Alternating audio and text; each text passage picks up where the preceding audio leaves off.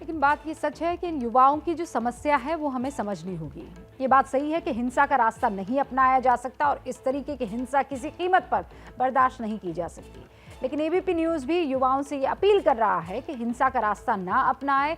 युवाओं के मन में जो सवाल हैं उन सवालों के जवाब तलाशने की कोशिश हमने भी की है और ये जायज़ सवाल है। प्रदर्शन करने वाले युवाओं में ज्यादातर वो लड़के हैं जो पिछले 2 साल से भर्ती की तैयारी कर रहे थे।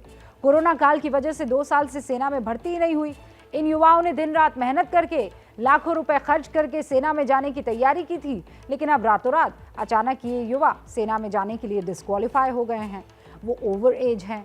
इनका दर्द भी हमें सुनना चाहिए। आप भी सुनिए।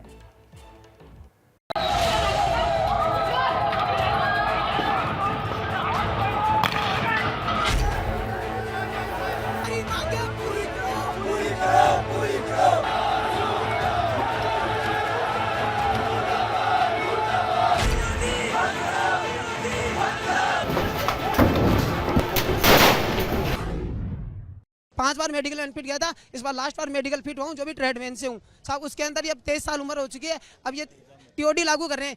17.5 से 21 साल, 23 साल वाले कहाँ जाएंगे साहब? अगर ये एग्जाम नहीं होगा तो कुछ नहीं कर सकता आगे सर, कुछ नहीं होगा। ये लास्ट है मेरी भर्ती। अगर ये एग्जाम रद्द कर दी ना तो कुछ नहीं हो सकता। मैं 21 साल क्रॉस कर चुका हूँ फरवरी के अंदर और मेरी एग्जाम पेंडिंग है। 3 साल एनसीसी की है। 3 साल मैंने बहुत मेहनत की है। आर्मी की फिजिकल के लिए तैयारी की है 2 साल। कुल मिला के 5 साल से मेहनत कर रहा हूँ। ठीक है, रात दिन पढ़ाई की है, घर वालों से पैसे ले लेके। अगर टीओडी लागू हो जाती तो मेरी ओवर एज हो चुका हूँ। अगर इसके तहत अगर मैं उससे पहले भर्ती हो जाता हूँ तो ठीक है, मैं भर्ती हो जाता हूँ। अगर टीओडी लागू हो जाती है तो मेरा कोई चांस नहीं है कि मैं भारतीय सेना में शामिल हो पाऊंगा। 17 साल का था ना, तब से रनिंग कर रहा हूँ और 21 साल का हो चुका मैं, ओवर एज हो चुका।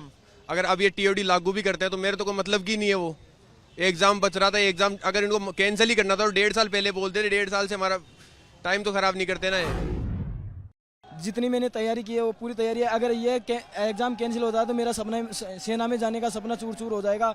और घर वालों का जो सपना दिखा रखा था कि मैं तुम्हारा बेटा एक फौज में जाएगा और फौज में ड्यूटी करेगा, वो सपना घर वालों का चकनाचूर हो जाएगा।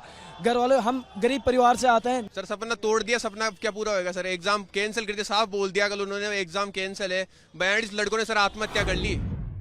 6 साल से मेहनत कर रहा हूँ मैं।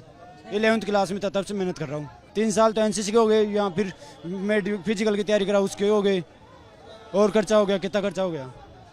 कम से कम 3-4 लाख रुपए खर्चा हो गया। ये तो मैंने 3 लाख रुपए घर वालों से लिए। मैंने हॉस्टल का खर्चा लिया है। मैंने ग्राउंड के अंदर जो डाइट चाहिए थी दौड़ के लिए, मैंने उसके लिए पैसा लिया है। ठीक है, मजदूरी करके जैसे तैसे करके मालूम मेरे पास खर्चा पहुंचा रहे। मैं उनकी आखिरी उम्मीद था। 4-5 लाख रुपए आराम से खर्च कर चुके, क्योंकि रनिंग करते हैं तो रनिंग में डाइट भी चाहिए पूरी, फिर हॉस्टल में, कोचिंग के, हर चीज में खर्चा होता है सर। पहले 2 भर्तियों में सर मेडिकल आउट हो चुका हूँ और इस भर्ती के अंदर सर मैं फिजिकल और मेडिकल पास था। उससे पहले सर साल भर मैं डिफेंस में तैयारी करता था। पर मंथ मेरे 11,000 रुपये लगते थे।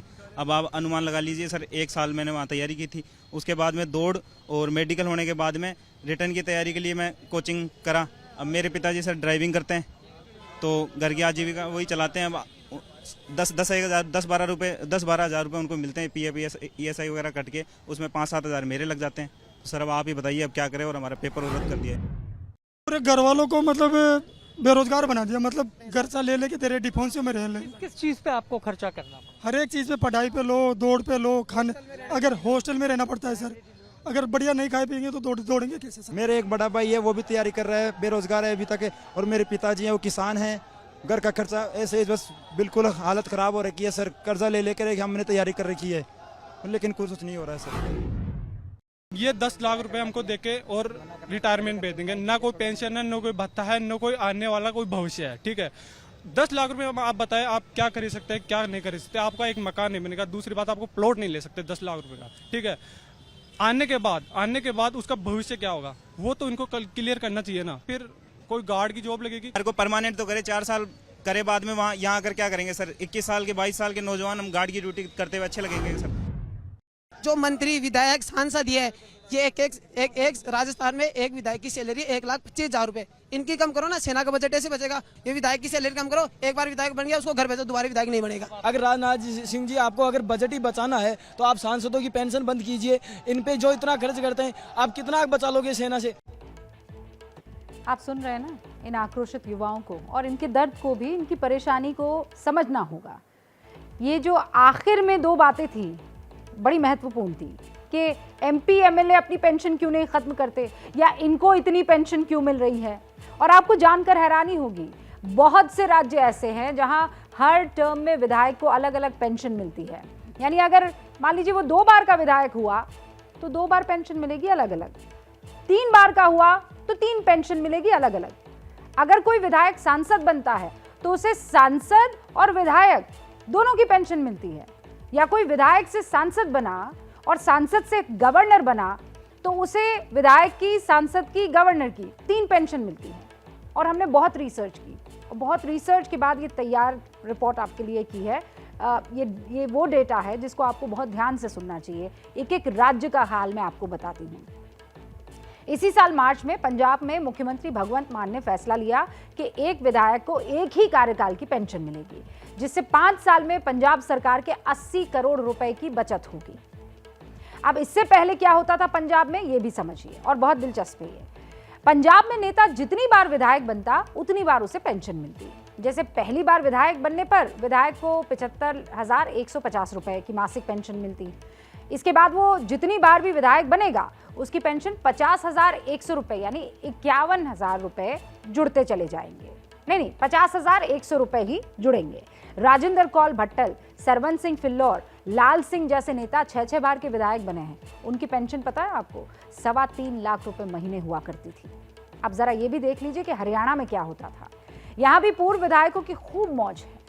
पूर्व विधायकों की 1 जनवरी 2016 के बाद एक बार का कार्यकाल पूरा करने वाले विधायक को 50,000 रुपए प्रति महीना पेंशन मिलती है। इन 5 सालों के बाद वो जितने भी साल तक आगे विधायक रहेगा उसकी पेंशन में 2,000 रुपए जुड़ते चले जाएंगे। हरियाणा अपने विधायकों की पेंशन पर सालाना 30 करोड़ रुपए खर्च करता है। अब जरा बिहार का हाल जान लीजिए। यहाँ विधायकों और एमएलसी को कितनी पेंशन मिलती है उस पर नजर डालिए। बिहार में विधायक और एमएलसी को 35,000 रुपए प्रति महीने की पेंशन मिलती है। इसके अलावा हर बार चुने जाने पर हर साल पेंशन में 3,000 रुपए बढ़ जाते हैं। बिहार में 9 बार के विधायक रमई राम की मासिक पेंशन 1,46,000 रुपए है। देश के ज्यादातर राज्यों में विधायक की पेंशन का यही आलम है। विधायक अगर सजा याफ्ता हो, जेल जा चुका हो, या उस पर कोई भी कितना भी बड़ा आरोप क्यों ना हो, उसकी पेंशन में कोई दिक्कत नहीं आएगी। पूर्व सांसदों की पेंशन भी आप जान लीजिए। वैसे सांसदों की पेंशन विधायकों से कम है, यह हैरान करने वाली बात है। पूर्व सांसदों को मिनिमम 25,000 रुपए महीने की पेंशन मिलती है। 5 साल के अतिरिक्त जितने भी समय के लिए वो सांसद बनेंगे, मासिक पेंशन में 2,000 रुपए हर साल बढ़ते जाएंगे। कोई दूसरी पेंशन मिल रही है तो भी सांसद की पेंशन उन्हें मिलती रहेगी। 2018-19 में पूर्व सांसदों को 70.5 करोड़ रुपए की पेंशन मिलती थी। एक और दिलचस्प बात, अगर कोई व्यक्ति एक दिन के लिए भी सांसद या विधायक बन गया तो उसे आजीवन पेंशन मिलती रहेगी। इसीलिए तो ये युवा पूछ रहे हैं कि सरकार इन नेताओं की पेंशन क्यों नहीं रद्द कर देती। आपको यहाँ का बजट तो दिख रहा है, नेतागण का बजट क्यों नहीं दिखाई दे रहा है।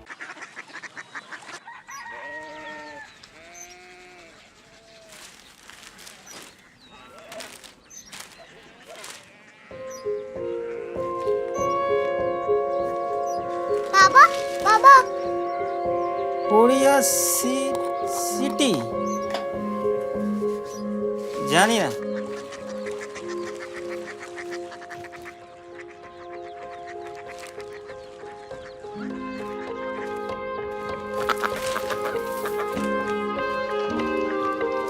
Korea city.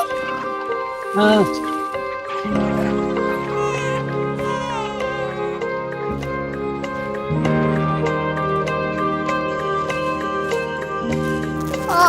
कोरिया सिटी कहाँ पे है? शहर अंग्रेजी लगे हैं।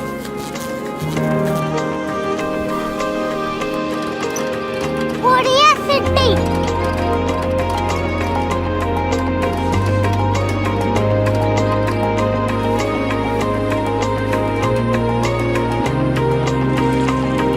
वो बहुत दूर है।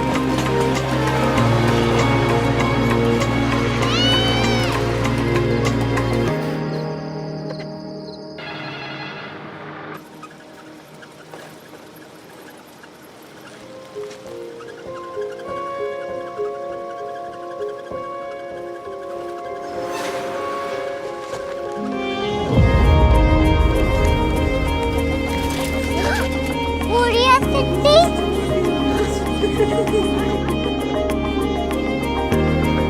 दुनिया कुछ लोग बड़े होते हैं। कोरिया सिटी कहाँ है?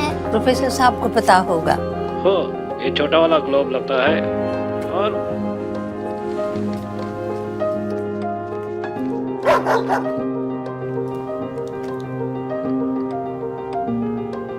पता नहीं, मेरी बेटी से जाके मिल लो, शायद उसे मालूम हो।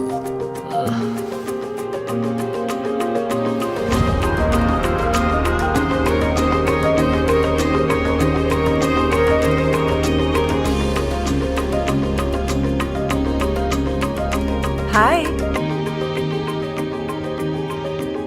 बाबा ने भेजा है। Come here. Korea city. Korea city नहीं, क्यूरियोसिटी। वो क्या? That's what brought you here? जो तुम्हें यहाँ तक ले आया। क्यूरियोसिटी।